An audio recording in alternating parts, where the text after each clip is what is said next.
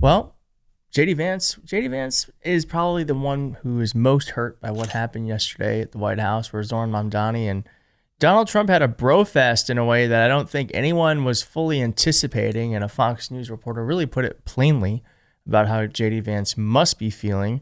I got some reactions to all of this, and I have some analysis coming right up. And first, let us get to this, because this is what Hassan said. Hassan Nabi said that Trump loves winners. He has a unique eye for talent, and he knows this will make the establishment Dems look horrible. He'll continue calling Zoran a communist tomorrow. I think that's right. That's something I've said already, is that I think Donald Trump likes the fact that Zoran did this on his own. Zoran obviously has charisma, and I think Donald Trump also likes the fact that Chuck Schumer and Hakeem Jeffries don't like Zoran. And so there's this really interesting dynamic at play. But I don't for a minute think that this is going to change anything. I think Donald Trump Donald Trump could very likely still send the military to New York City and try to fuck things up if that's what he wants to do. But for a brief moment in time, it was like how politics used to be on some level, where folks would sometimes get along despite the political differences. I think that's maybe one of the things that people were really, really appreciating. Donald Trump went as far as to defend Zoran Mamdani, defend the defund the police attacks.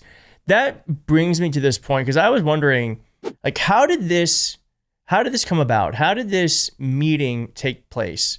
How did someone from Zoran's camp get in touch with Trump, or vice versa? And my friend actually pointed this out. I thought this was very smart, because he says in this clip here that Tish James. Or not just James. Let's actually play a little bit of who his police commissioner is. How are you committing to maintaining the same level of cops? I've committed over the course of the campaign to maintain the 35,000. That's the head count that we had through the campaign. And not replace them with caseworkers, social workers. No, I've said that's the head count that we want. What we need to do is make sure they can focus on serious crime. And he just retained a great police commissioner, I believe, right? Yes, we did, Commissioner Fish. If the newspapers are correct. That one they're correct about. He retained, I think, somebody that is she's a good friend of some of the people in my family, of Ivanka, and they say she's really good, really competent. And yeah, so the police commissioner is friends with Ivanka Trump.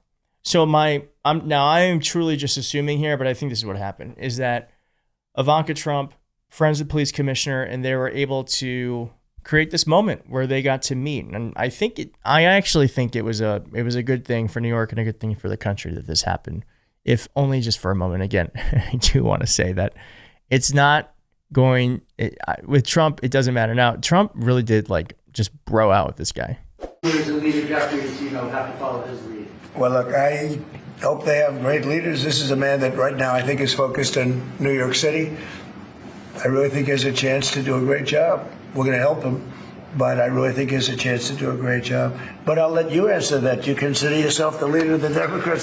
Yeah, he really loved him.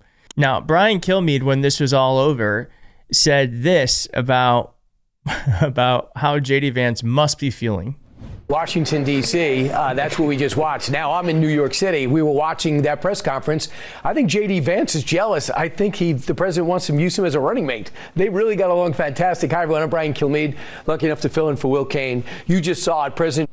I think J.D. Vance is jealous. I think President wants to use Mamdani as a running mate. I think that's probably right. I think J.D. Vance watched that and was like, wait, Donald Trump can act like that with people on camera? Perhaps Donald Trump has acted like that with JD Vance, not in public, but I've never seen Donald Trump act that way with JD Vance. Do you think Donald Trump attributes any of his success, his win, to JD Vance?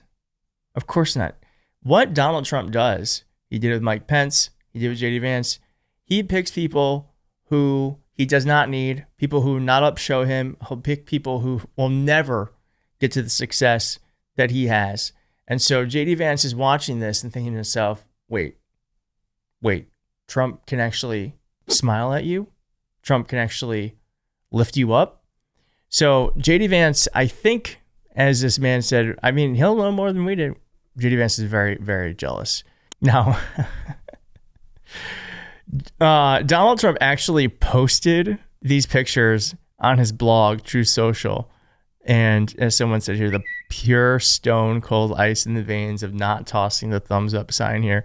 And I think this is really smart of Zoran Mamdani to not smile the way that we know him. You know, he loves to give. He is like his smile is very magnetic, and he does not look like he really wants to be there.